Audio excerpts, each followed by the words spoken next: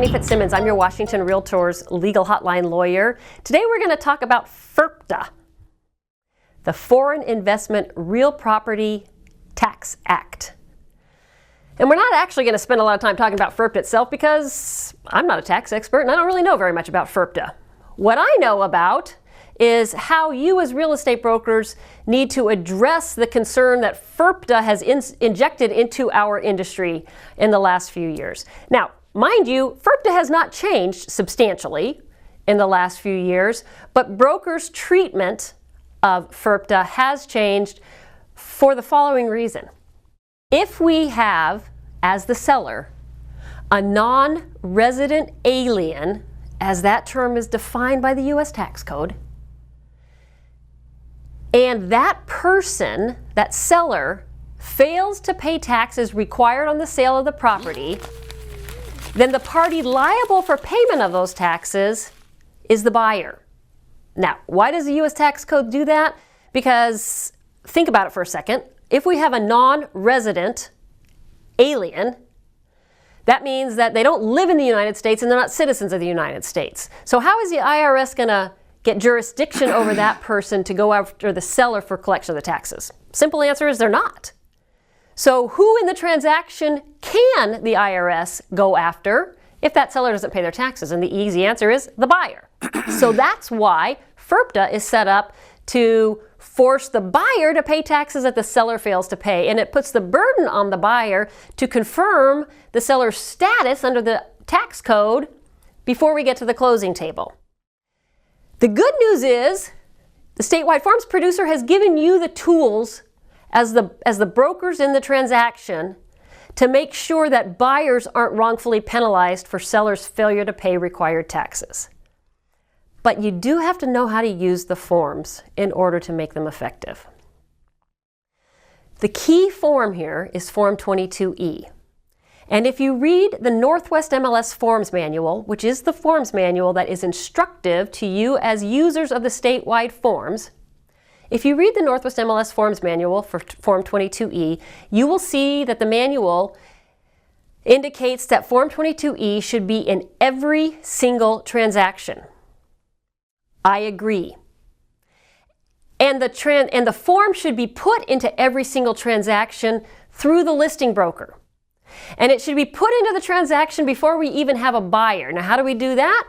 Because when the listing broker prepares the listing agreement and uploads the listing agreement into the MLS system, and then uploads attached documents like the Exhibit A legal description or the seller's disclosure statement, another document that needs to be uploaded is Form 22E.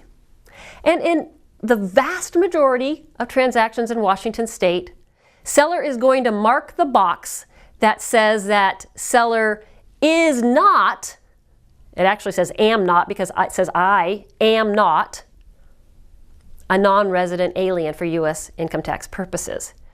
And if that box is checked and seller signs it and it's uploaded as an attached document to your MLS and buyer's broker can pull it off and attach it to the purchase and sale agreement offer and make it part of buyer's offer, then buyer doesn't have to do anything else with that form.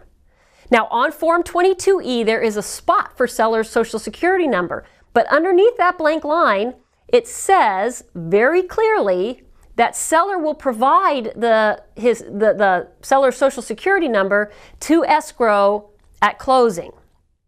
It's actually going to get provided before we get to closing, but the simple answer is seller is not required to, and seller should not, write seller's social security number on Form 22E before it's uploaded into the MLS as an attached document. Why? Because we don't want seller's social security number sitting in the MLS as an attached document or be made part of the transaction and then given to all of the people who may be given a copy of the purchase and sale agreement, not to mention maintained in both firms, both real estate firms' trust or transaction files for years to come. So, review. Listing brokers. When you take the listing, you have seller fill out the Form 22E. In almost every case, seller is going to mark that they are not a non-resident alien. You're going to upload that. They're going to sign that. You're going to upload that. Buyer's going to attach it to their offer. And then we're done with that issue. Now, some of you will say, well, why is that necessary when we actually have a checkbox on the face of Form 21 that allows the parties to identify the seller's status as part of the purchase and sale agreement? Here's why it's important. Because those checkboxes are very troublesome to buyers and to buyer brokers, because it's really, there's no good way to fill those out if you don't already have confirmation of seller status. If you leave those blank for seller to fill in later, which you can do without causing a counteroffer from seller, but if you leave those blank and wait for seller to fill them in later, what if seller doesn't? Or what if you mark the box and say seller is not a non-resident alien, seller signs the agreement with a wink, wink, nod, nod, and seller is a non-resident alien. They don't fix it.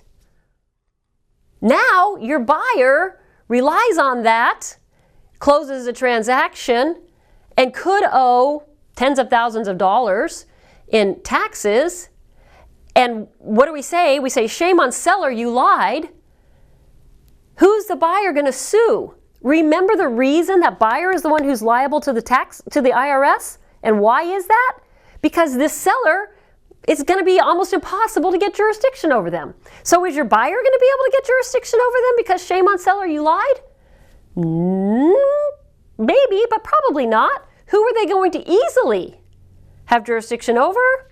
You know the answer to the question. The broker who filled in the forms or failed to fill in the forms correctly. So perhaps the response would be, well, then let's always check the box that says that seller is a non-resident alien.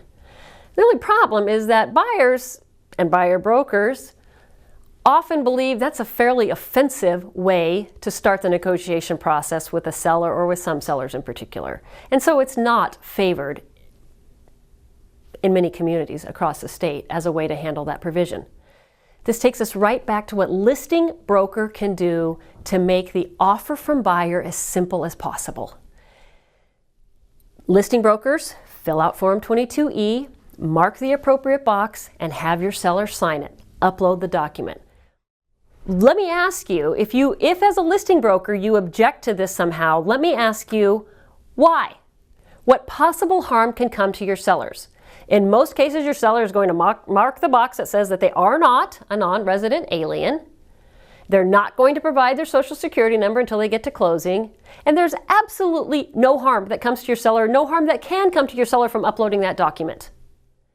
If your seller is a non-resident alien, then they're going to have to pay taxes. Potentially, if they've had a gain in the property at least. If that's the case, if buyers encounter a form that says that the seller is a non-resident alien, then and only then does buyer move to the buyer certification provision and mark the box as to whether or not they are going to use the property as their residence. I know this is complicated, and I know it's one more thing that you as real estate brokers have to address. And I'm sorry for that, but it is your burden. Why is it your burden?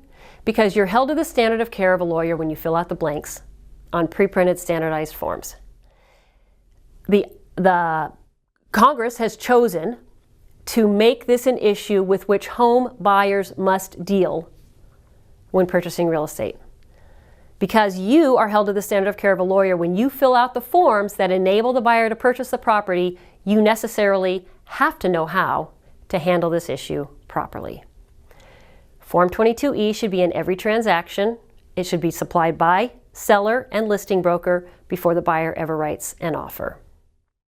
If that doesn't make sense, if you want to talk about it, if you have another idea, I'm happy to engage in that discussion with you on that topic, or really any other that has to do with real estate law. Send an email to me, legalhotline@warealtor.org. Thank you for being a Washington Realtors member.